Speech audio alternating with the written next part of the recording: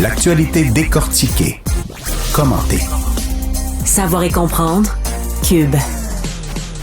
Alors, nous sommes avec notre agrume préféré, Philippe Lorange, doctorant en sociologie à l'UQAM. Écoute, Philippe, tu veux nous parler de cette attaque dans un temple hindou en Ontario. Qu'est-ce qui s'est passé? Qu'est-ce qui s'est passé? Ben là, j'ai appris ça aujourd'hui même, c'est-à-dire qu'il y a un temple hindou dans la fameuse région de Brampton, donc en banlieue de Toronto.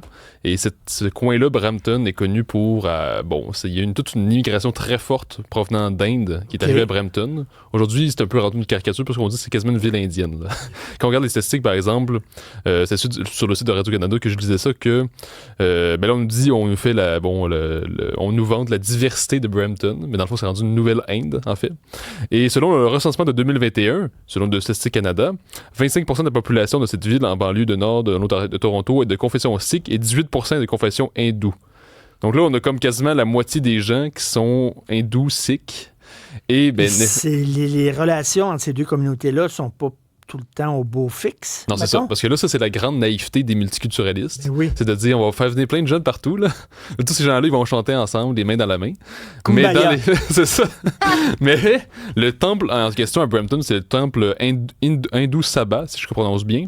Et là, hier, ce qui se passait, c'est que c'était les 40 ans d'un assassinat qui a eu lieu en Inde. C'était la première ministre de l'époque, Indira Gandhi, qui a été assassinée par ses gardes du corps sikhs.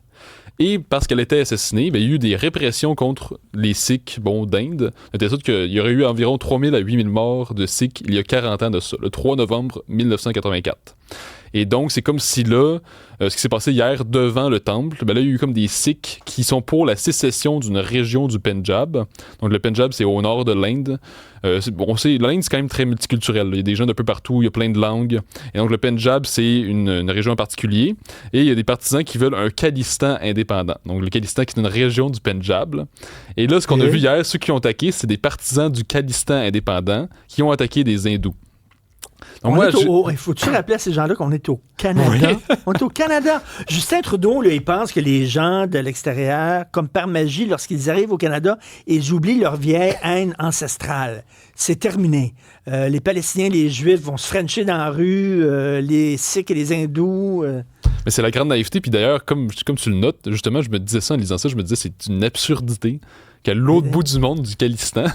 Dans un pays où personne ne sait c'est quoi le Khalistan, on a une bataille entre les pro-Khalistan et ceux qui veulent l'union de l'Inde. C'est comme si, c'est aussi absurde que si on avait comme une immigration massive, c'est pas grave. C'est comme si une immigration massive de Québécois en Inde. Puis il y avait comme les fédéralistes puis les indépendantistes à New Delhi qui s'affrontent. C'est aussi absurde que ça, pour vrai. Mais c'est ça qui arrive quand on fait venir des gens de partout de manière massive, je rappelle. Parce que moi, je suis pour l'immigration, je pense que c'est tout à fait normal. Mais si on le fait de manière massive, puis qu'une banlieue de l'Ontario devient comme une nouvelle Inde, c'est clair qu'on se retrouve dans des ghettos aussi, là. C'est ça, c'est un ghetto, exactement. Comme un parc extension, exactement. Tu sais, à Montréal, c'est ça, parc extension. C'est ça, l'entrisme, c'est ça. C'est qu'on vit entre nous. On crée comme un petit pays d'où on vient, un morceau, un territoire du pays d'où on vient, qu'on construit au Canada, avec ses problèmes, avec tout ça, plutôt que de dire non, on arrive ici, on laisse ça derrière nous, puis on est Canadiens. Oui, mais c'est ça que je trouve fou, parce que souvent, les gens comme Justin Trudeau, les multiculturalistes, les cosmopolites nous disent le modèle d'ouverture, de tolérance, d'ouverture à l'autre, c'est le multiculturalisme. Mais dans les faits, moi, je trouve que c'est exactement le contraire. Je me rappelle cet été, je pense que c'est la presse qui disait « Hérouville est le symbole du racisme au Québec et de la xénophobie ». Mais dans les faits, moi, je l'avais dit à la radio, ben non, moi, je pense que c'est Montréal, en fait. Parce qu'à Montréal, il y a plein de communautés qui se détestent entre elles. Ben oui. Alors que le Québec régional, c'est plus... je vois pas de ce genre de racisme-là. Il n'y a pas de genre de xénophobie à ce point-là. On verra pas ce genre d'affrontement non plus. Parce qu'on fait pas importer une immigration massive provenant de régions qui s'affrontent déjà entre eux dans leur propre pays. Donc, le multiculturalisme, pour moi, ça génère une société multiconflictuelle. Parce que les gens se redivisent une fois ici.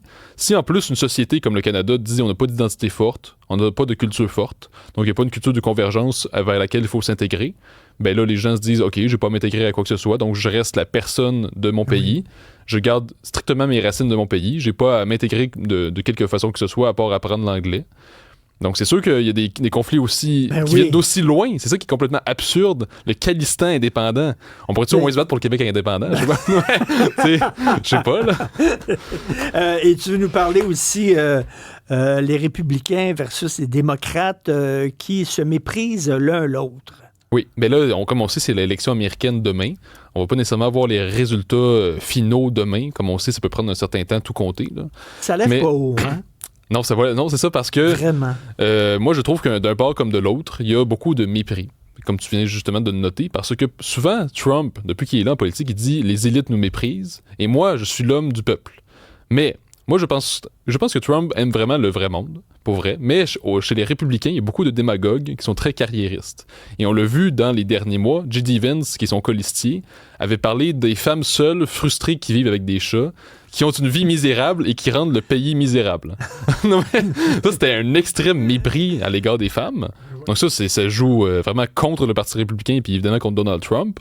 Et là, tout récemment, dans les derniers jours, c'était si je me souviens, un acteur, c'est Tony Hinchcliffe, qui était dans la Convention républicaine, et qui dit il y a une île remplie de déchets au beau milieu de l'océan, ça s'appelle Porto Rico. Non mais, je veux dire, ça c'est un extrême mépris, et ça, selon moi, c'est le grand défaut des républicains dans cette campagne. Ils ont laissé deux grands discours très méprisants se porter comme ça, alors que les républicains, leur force depuis Trump, c'était justement de dire « Nous, on est contre les élites méprisantes ».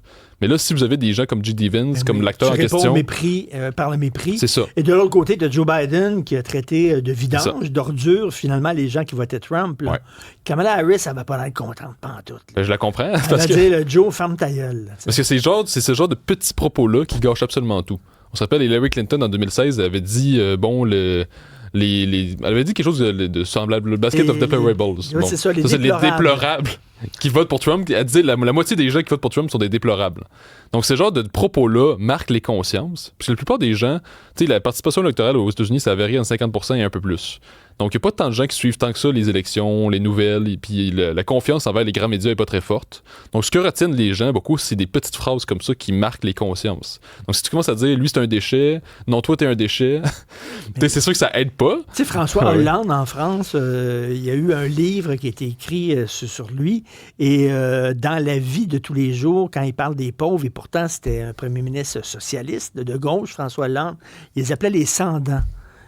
Pas sans le chiffre 100, mais les pas dedans, là, finalement, les toothless people. Fait qu'ils appelaient comme ça les pauvres, alors que lui, il était censé défendre les pauvres. Là, c'est pas fort. Puis d'ailleurs, Emmanuel Macron lui-même a déjà dit dans un discours le métro, c'est un endroit fascinant parce que vous voyez des gens qui ont tout gagné et ceux qui ne sont rien. Cette phrase-là avait beaucoup marqué parce qu'après ça, il y a eu les gilets jaunes. Mais on voit que chez les élites, il y a un mépris. Et chez même le Parti républicain qui se prétend plus proche du peuple et du vrai monde, il y a également ce mépris-là. Parce que je crois que le Parti républicain, c'est un parti qui ne croit pas à l'intelligence des gens. Puis on le voit dans les publicités. Tu sais, mettons, on met le candidat démocrate avec des éclairs puis des nuages noirs. Puis on leur dit, si lui est élu, ça va être la catastrophe absolue. Donc on voit qu'on ne respecte pas l'intelligence de l'électeur. Et je crois que c'est la même chose également au Parti conservateur du Canada. Il y a beaucoup de démagogie. Et ce que ça montre, c'est un manque de respect envers l'électeur. Donc ces gens-là qui se prétendent proches du vrai monde, puis proches des vraies valeurs. C'est du populisme dans le mauvais sens du terme. Oui, ben c'est un pur marketing. C'est-à-dire, on veut juste montrer qu'on est proche du vrai monde, mais dans les faits, il y a un réel mépris. Donc, à la fois Parti républicain, Parti démocrate. Et ce qui n'aide pas les démocrates en plus de ça, c'est que là, il y a le wokisme, la bien-pensance. Au départ, quand Harris est arrivée, elle prenait ça un peu au sérieux en disant non, mais vous savez, je suis quand même ferme sur l'immigration. Puis, elle essayait de montrer des signaux aux gens plus modérés pour dire moi, je suis pas dans ces affaires-là de pro-immigration à pu finir, puis de wokisme. Mais là, depuis quelques semaines, sa nouvelle stratégie, c'est vraiment contre Trump. Puis, c'est un dictateur, c'est un fasciste, c'est un nazi. Donc, elle a repris la vieille stratégie qui marche pas tant que ça. Ben, ça marche pas, parce que les gens qui votent Trump, là, puis ceux qui pensent que Trump est un dictateur, puis un nazi, puis tout ça, ils votent déjà démocrate. C'est ça, exactement. Elle n'ira pas chercher des nouveaux votes avec ça. Mais quand tu regardes ce qui se passe aux États-Unis, ce qui se passe au Canada, ce qui se passe en France et tout ça, tu sais, les candidats de haut calibre, là, tu sais, puis là, je vais avoir l'air d'un vieux schnock, mais tu sais, les Churchill, les De Gaulle, pas besoin peut-être de remonter si loin que ça, là, tu sais, les René Lévesque, les mêmes Mitterrand, à la limite qu'on soit pour ou contre, mais tu sais, quand même, c'est un gars d'envergure, il y en a plus beaucoup. Oui, mais c'est parce que je pense que c'est parce que les époques difficiles forment les grands hommes et les grandes femmes. Donc là, quand on est dans des époques faciles, comme par exemple les années 90, 2000, c'était plus l'économie. Donc on avait des comptables, surtout on avait des gens plutôt beige, pas très intéressants. Là, on est de plus en plus dans un contexte difficile.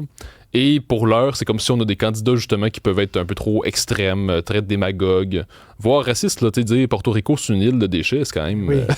Donc on a des candidats assez médiocres, mais peut-être qu'à force de s'envenimer, la situation aux États-Unis, parce que là, on est quasiment devant 2 pays en un. Ce pays-là peut vraiment vivre une vraie sécession. Là. Il y a toujours le spectre de la sécession depuis le début.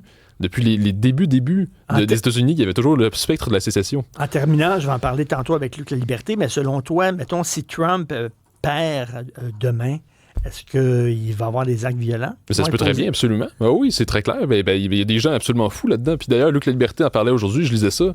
Il y a la violence d'extrême droite qui est bien organisée. Et il y a aussi la violence d'extrême gauche. Parce qu'on se rappelle que quand il y avait eu l'affaire de George Floyd, dans les semaines qui ont suivi, il y a eu plein d'émeutes partout aux États-Unis qui ont coûté des millions à plein de commerces qui ont été brûlés. Il y a eu énormément de grabuge.